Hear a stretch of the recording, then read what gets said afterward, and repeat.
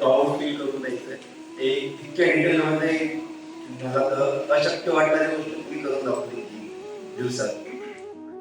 त्यांनी बोललेली की काही दगड खूप स्ट्रॉंग असतात, ते फुटायला वेळ लागतो. मला स्वतःलाही डॉक्टर असूनही या सगळ्या गोष्टी माहिती असूनही तो त्याला तोंड देऊ शकत नाही याच्यामुळे खूपच स्ट्रेसमध्ये आले होते.